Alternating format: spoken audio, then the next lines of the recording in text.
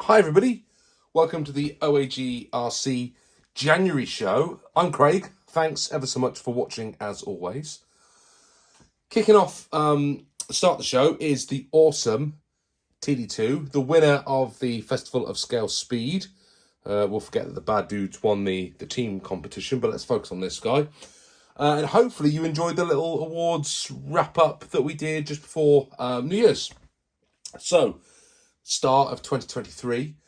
Lots of big things coming up on the channel, many of which I'm not necessarily going to talk about today. We'll talk about a few of them, but not lots of them, because I want to save some surprises for you as we go along. So, what we will do is we'll kick the whole show off with a look at another restore project that I found in my possession. You know I'm doing the DF03.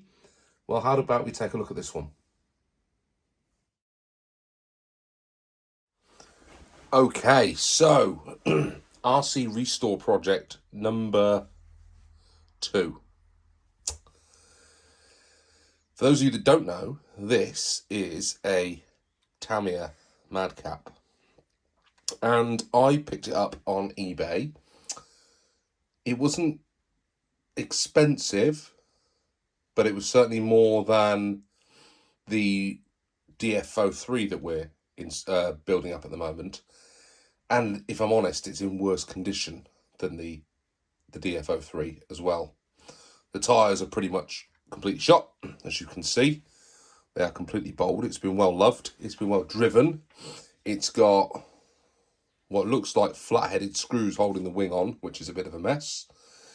The front wheels and the rear wheels look to be in reasonable condition, so I think we can use those. It's got friction shocks, which were part of the Madcap, so they're standard. It's dirty. The body is not in the best of conditions. Got no decals on it whatsoever. Not even sure if it's an original body or not. Not 100% certain. It's rocking a standard silver can at the back. The differential seems to be okay. I say seems to be okay. Maybe it's not. Maybe it needs a rebuild. Seems to be doing what diffs are sort of supposed to do. The rear shocks are currently off because there's no ball joints at the back for them. But the problem, the real problem with this is on the underside. As you can see, had a lot of wear and tear, but the front here, the whole mount to the front bulkhead is busted away, and as soon as I unscrew that, that's all going to flake off and break apart. Now, I'm sure there are some people out there who could repair that and they could fix it and make it good again, but I'm not that good. So I'm now trying to work out what I'm going to do with this, and I've had some great conversations already with Col, who is on Tamiya Club Forum, and also over on the Facebook groups, and he's given me some really interesting ideas, and he's also sending a few bits and pieces for this, which I will show you on the next show. But we've got some plans on what we're going to do with this, and he's been very helpful. He's got quite a lot of knowledge about this chassis, and he's given me some really, really good ideas. So Cole, if you're watching, thanks a lot, buddy. You know what you've done to support this project already. The other guys will find that out on the next show, but we're going to have a good crack at trying to put this back into some sort of drivable format. Hopefully without spending a blooming fortune on it. Now, for those that don't know, the Madcap is basically a poor man's Astute, but I think that's a really discredit to it, because it's supposed to be a fantastic RC. It's supposed to drive really, really well. The Astute was at the time Tamiya's, flagship two-wheel drive buggy back in the 90s, and this one didn't have the oil-filled shocks, didn't have the carbon, didn't have an upgraded gear set and whatever else the Super Astute certainly had. But this one certainly is worthy of consideration for everybody. Let's take the shell off. These things are really hard to find, So if you do see one of these, it's definitely worth picking it up. We've got the steering set in there, which is great. So I've got some steering linkages. And that all seems to be in place. We've got the battery holders seem to be in place as well, so we can get the batteries in and out. Not quite entirely sure how those are supposed to work, but they certainly look like they're there. I think we can work with it. It's going to take some tidying up, but I thought this would be another fun project for the channel, and I hope you all agree. So anyone with any other ideas of what I can do with this, please drop it in the comments below. I'm really looking forward to this one. I've always wanted an Astute, so this is kind of the closest I think I'm going to get to it, because Tamiya's already re-released the Super Astute, and they are like silly money on the internet, and I don't think I'll ever want to spend that sort of money on one RC when I could buy several others that would give me, you know, the same amount of pleasure, I would imagine. And Tamiya have not reread the Madcap. Now you watch. I'll spend the next 12 months fully restoring this, getting it into something that's awesome and works, and then they'll go and re-release the Madcap, which will be typical, wouldn't it? But I'm going to have some good old-fashioned fun doing this. So, any comments? Drop them below. If you think I'm crazy, tell me about it. If you think I've got a bit of a gem here, then tell me about it. And look forward to chatting to you about this project. Right, what are we on to next?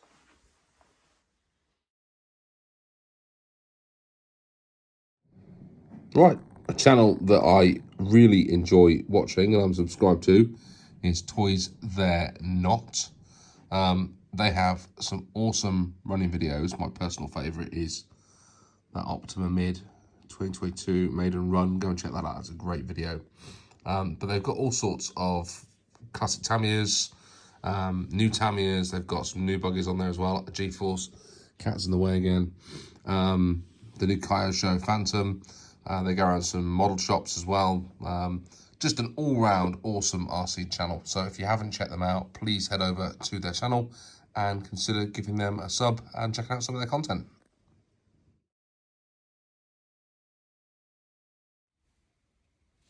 Time for what's on the bench. And as you can see, we have a Tamiya chassis that is mid-construction. This is an XV02 Pro chassis. Now, I have assembled it so far with the front and rear diffs, or front and rear diffs, and also a centre diff in there, which helps provide, as you can see, if one side of the drive shaft turns, the other side does not, and then they can both turn independently in different directions and at different speeds. So we've yeah, I've been having good fun with this chassis. The diffs have been a bit of a challenge. One of them leaked quite a bit. I think the gasket that went in there wasn't, as you can see, there's oil all over the desktop here. It wasn't sealed properly, and then one of the screws in the diff case stripped out, and I had all sorts of issues with one of the diffs. The centre diff and the front diff were fine.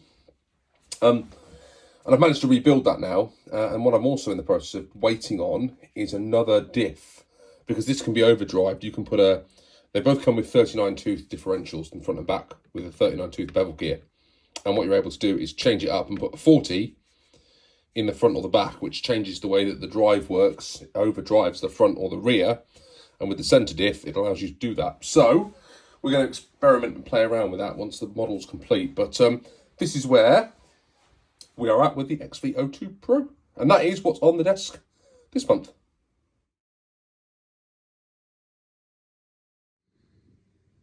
So, videos that have caught my eye this month. Head over to Greenhawks RC, give them a sub while you're there as well.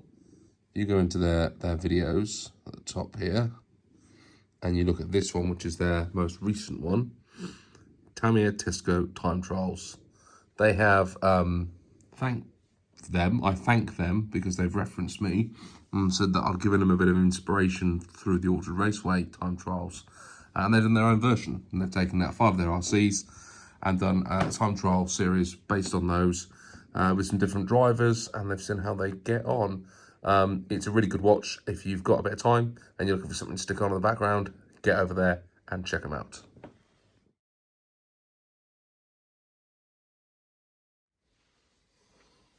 So, as you guys all know, I was passed on this awesome looking CC01 chassis by RC Dom. If you haven't checked him out, please go and do so now. And I've had a couple of little test drives with it, and it's great fun, and I love it, and I think I'm really going to get into it. But Dom wants me to do some mods on this to see if I can get it doing a little bit of light crawling. Now, I don't really know what I'm doing. So firstly, if anyone's got some good ideas, drop in the comments below. Tell me what I can do to help improve this for some crawling. But what I am going to start doing is keeping an eye out for some relative or relevant hop-ups that I think might improve the chassis. And the first thing I'm on the lookout for is a way of locking the front diff, and also some different tyres, because I've heard these are very good sort of on a bit of like mud or on the road, but they're not going to be suitable for crawling over rocks or anything like that. So I need some ideas of what I can do, change the wheels, change tyres. And there's also a stroke extension kit you can get for the rear suspension, and I'm on the lookout for that as well. So if anyone knows where I can get some good stuff for this, again, in the comments, or send me an email and let me know where I can get some groovy hop-ups to support this. But also, I've got a couple of interesting hop-ups that have come for some of my other projects. So, after one of my last episodes, Toby from Norway contacted me. Hi, Toby. And he said, I've got some spare parts going for the DF03. Are you interested in them? And I said, yes, please, that'd be awesome. And he said, I'll send them over to you. And here they are. We've got a front and rear shock from Racing, and they're alloy. And also a set of front and rear arms in alloy, which I think are going to give the DF03 quite a lot of extra strength, and also a whole load of extra tuning options in terms of where we put the suspension. So, Toby, massive thank you. And more importantly, he sent over some golden bears for Mini OAG. So, what an absolute gent. I hope he's finished shoveling all his snow, because he sent me a picture and there was just mounds and mounds and mounds of snow in Norway. So any of you that are living in snowy climates, I hope that you're all staying safe, and good luck with your shoveling.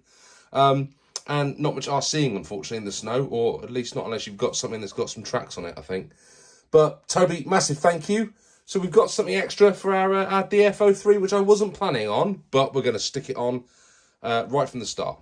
Brilliant. One other little cheeky hop-up supply for this month has come all the way from the US, and that is some front and rear universal drive shafts and a double slipper clutch. Now those are for the DB01 chassis, and yes, that does mean that somewhere in the OAG Towers there is a DB01 chassis to be built in the future. More about that in a future session. But these came via our good friend Addam in the US. Now, I've been trying to find a way of ordering these parts, and I was really struggling. So Addam said, hey, let me help you out, bud. So we worked out an arrangement. He managed to source the parts for me, and then he shipped them over for me. I mean, what a legend, really, because that's what the RC community is that we've got here on YouTube and so on some of the other forums and some of the Facebook groups. Everyone's in it to help each other out, because a lot of the stuff that we're doing these days, you can't get the parts anymore, or they're discontinued models, or the parts are only available in Japan, or they've only got them in stock on Tamiya US website because they're clearing it out. There's so many unique situations that us all helping each other out helps the whole community, really. And I said to Adam, I said, hey, look, you know, if you're doing a Schumacher in the future and you need some help with some of that, I can help get some parts from the UK because those parts are more available over here than they are over there. It's just great that we're helping each other out, really. So, Adam, massive shout out, dude. Thank you so much for helping me out with this. And yes, you will see at some point a DB01 built on the channel. Now, I don't know when I'm going to do that. That is, if I'm honest, it's not going to be 2023. It's probably going to be 24, just because I've already got everything that I'm building planned out for next year. I know it sounds really organised, but I find that if you have the ability to plan what you're doing on, certainly with the video content that I create on YouTube, you can build up a schedule that you work to, and it's far easier to work to a schedule when you're producing videos every single week for me than it is just to turn up and say, right, what am I going to build today? So I have next year and probably the year after's builds planned out.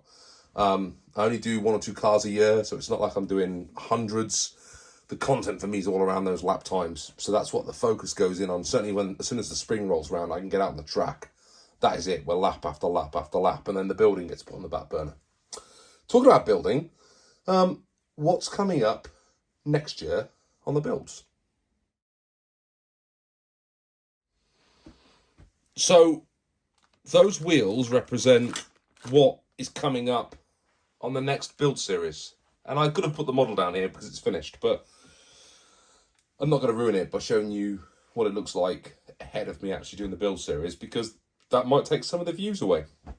But we're going to be building a Thunder Dragon.